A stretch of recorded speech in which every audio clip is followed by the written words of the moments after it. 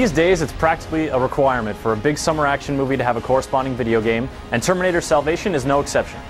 What's distressing about Terminator Salvation, the video game, is that obligation seems to have been the sole motivating force behind its development.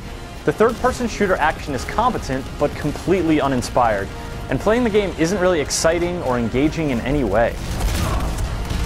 The Terminator franchise is all about fighting for your life and the very survival of the human race. But in this game, it just feels kind of like you're going through the motions. No big deal. It's cool.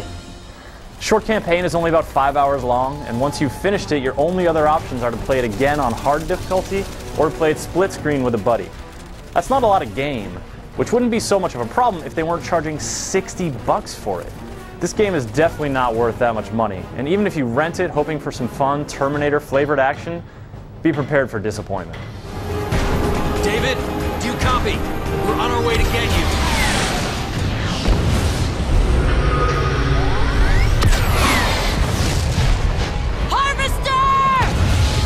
The game is set 2 years before the events of the movie, but many of the movie characters and actors are featured in the game, with the notable exception of Christian Bale.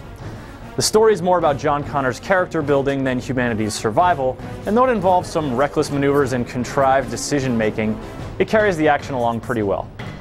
There are a lot of cutscenes that help create a cinematic feel, but, like much of the game, they're satisfactory in a negative sense. Character models aren't great, and the scenes are generally blurry, and it often feels like extra cutscenes were jammed in to extend the length of the game, or even worse, substituted in for tricky gameplay sections. Told you to trust me. Still, things move along at a good pace, and there are some moments that feel appropriately dramatic, if not particularly exciting. Look at that thing, it's falling apart. It's lasted this long. It'll last another 20 minutes.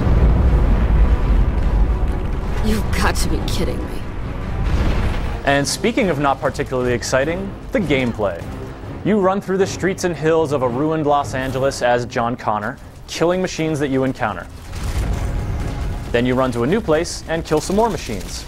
You can aim and fire or just shoot from the hip, but you'll need to slide into cover if you want to live. The cover mechanic has this neat little radial menu that allows you to quickly move from cover to cover, though the game isn't always consistent in what it deems to be a cover position. This can occasionally leave you exposed or stuck in a corner, but the system generally works well. The guns you wield are pretty standard: shotgun, assault rifle, machine gun, grenade launcher, and rocket launcher. This limited arsenal is matched by the limited types of enemies you'll face. For the majority of the game, you'll be fighting 3 types of enemies and using the same 3 strategies to kill them. The flying arrow stats go down with 1 blast from the shotgun. For the crab-like armored fellas, you should flank them with an assault rifle, though explosives work well too. For the iconic T-600s, whip out one of the 2 launchers or throw some grenades and pipe bombs at them. And that's pretty much it.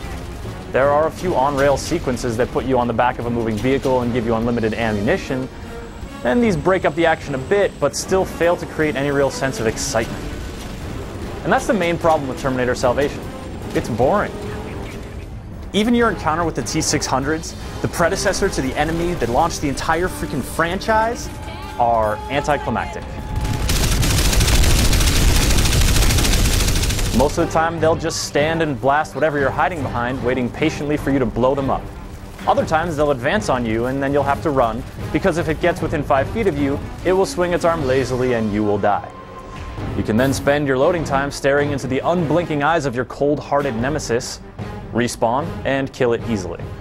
Playing cooperatively with a friend is preferable because your AI teammates don't like to use explosives or heavy weapons. Unfortunately, there's no online play, so you have to do it split screen. This gives you the tactical advantage, but it also limits your view of the surprisingly colorful and detailed environments. There's also a hard difficulty level, which is definitely harder, but unless you're hungry for achievements or trophies, you won't want to live it all again. In fact, there isn't much incentive to live it the first time. This is a bland, run-of-the-mill action game that underwhelms throughout. Forget about that extortionate $60 price tag. Terminator Salvation has a tough enough time making its case as a reasonable weekend rental. You're idiots! All of you! It's suicide! It may be, but I'd rather die for a reason than live without one.